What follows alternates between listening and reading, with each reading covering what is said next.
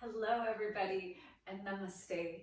This is Sylvia Mordini, the founder of Alchemy of Yoga, and I'm so excited today to go through shoulder stand and really look at all the component parts and just take a step-by-step approach so we can make shoulder stand safe and accessible to more of the population.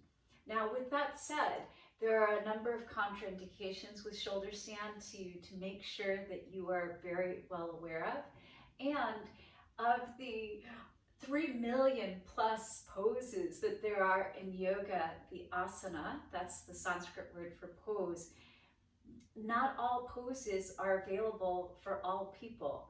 And there are limitations. There are physical limitations in the construct of our bones and what's going on in our bodies. So just keep that in mind, whether or not this one pose is for you or not.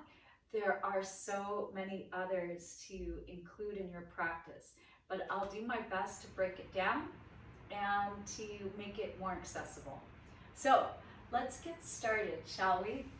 Number one, when it comes to shoulder stand, I highly recommend using a blanket. Now that's a very traditional approach, I know that. That's a classical Hatha yoga approach, Hatha all styles of physical yoga, but I err on the side of safety. I hold to heart the risk-reward ratio. And if a pose is high risk, low reward, then I ask myself, why teach it? And why would I practice it in my own body? If it's high reward and low risk, okay, then great. Let's make it opportunely available for everybody in some capacity, right? And so it's a risk reward. Now, using a blanket is going to mitigate some of the risk in shoulder stand, Sarvangasana, all right? So that's why I suggest that we use it, okay? Now, the edge of the blanket, a blanket that you can just have at home, it doesn't have to be a special yoga blanket, is gonna be lined up with your shoulders, the tops of your shoulders. And I like that rather than the open side that's a little bit less stable. So this rolled side makes a nice difference. Now I have a chair literally from my dining room table. So you don't need a fancy chair, but this will help demonstrate a way to approach this pose. So let's get started. And we shall lie back. And I'm lying back so that the blanket is underneath my shoulders. And if I put my hands underneath my neck, I can actually touch my fingers together. Shoulder stand is not neck stand. 0 vertebrae are actually touching the ground in shoulder stand. So when I mean 0, not just your neck, but your vertebral column all the way down, 0.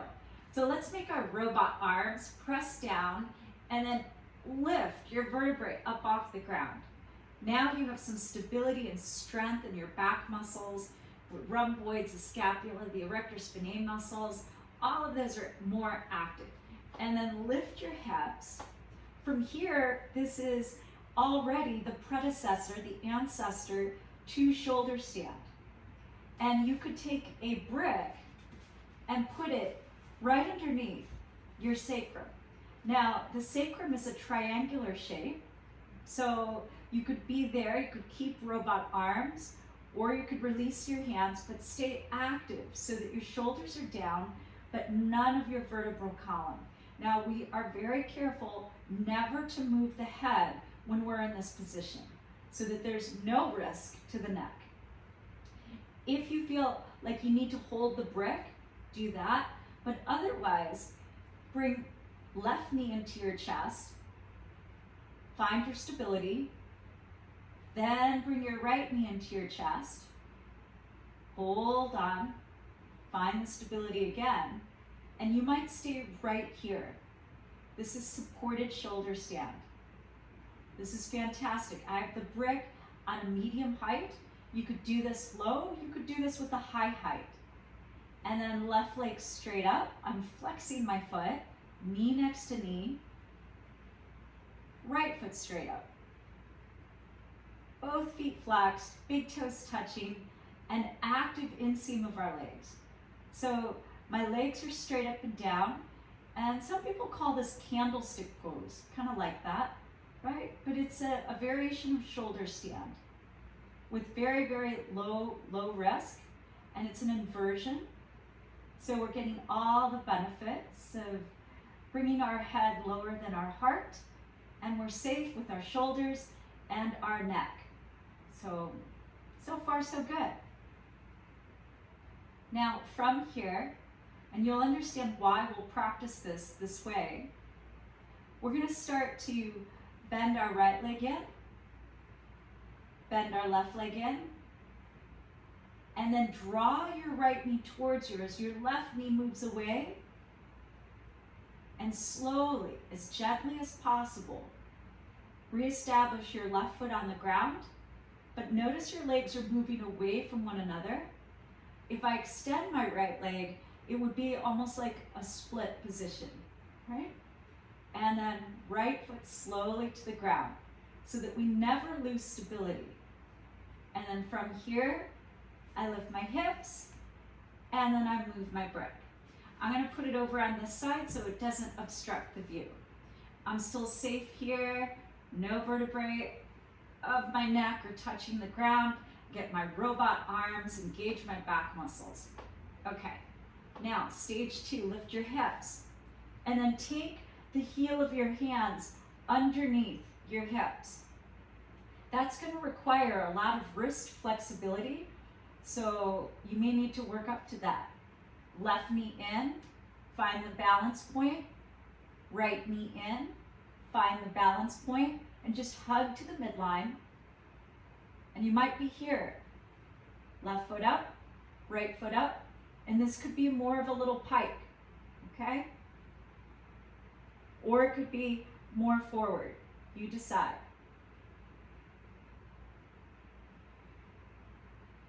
And so it's basically the same thing, but without the brick, and I'm resting in the heel of my hands. No vertebrae are touching the ground. Now I'm going to bend my left knee, reach my left foot to the chair, and I'm going to flip my hands. So my fingers were towards my belly. Now I'm moving my fingers to my low back, and now I'll extend my right leg. Moving our hips more over our shoulders, chin slightly off the chest so that we're still breathing. And this too is a supported shoulder stand. It's also, you could put this in the plow, Halasana family. Now, from here, elbows are hugged in. I'm walking my hands down my back in the direction of the ground. Left leg lifts up.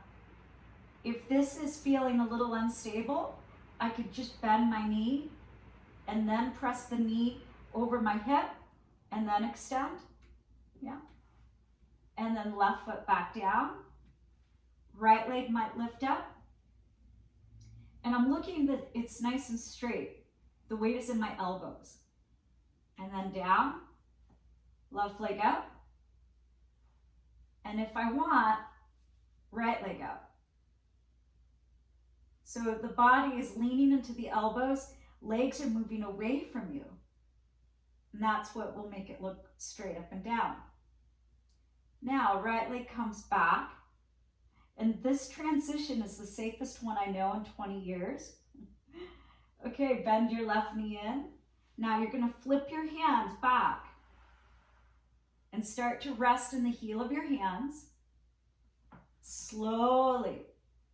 Left foot is going to come down. Right knee is going to come in. Soft landing with the left foot.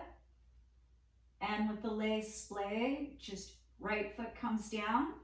We practiced that part before. And you'll notice by coming down that way, there was no opportunity for my head or my neck to pop off the ground. They stayed stable. I lift my heels, I move my hands, and I come down. And I release my hands. And there you go. So we have this variation. and we just took it nice and easy. But I much prefer coming down with the legs splayed and returning to bridge before you come down, so that the neck and shoulders never pop off the ground and there's no chance of whiplash. Yes? All the rolling down slow, that requires so much control, and I often see people whiplash out of it and collapse. So this way, super safe, and I err on the side of safety over and over again. Okay, now another way is just to draw your knees in, wiggle your hands down. You're in a little egg shape, squeeze to the midline, and then knees lift, knees come over hips, and then feet to the sky. And that's just coming straight up into it. Now to come out of it, again, I'm going to go through that same process. I flip my hands, fingers up, and as left foot comes down, right knee stays in. And then once it's grounded, right foot comes down. I lift my heels, makes it easier to move my hands, and I come on down slow. And just take deep breaths, feel the afterglow. And then curl over to the side into a little ball. And then walk yourself up, just nice and slow. If you have low or high blood pressure, just pause. Keep your eye gaze to the ground so you don't get dizzy.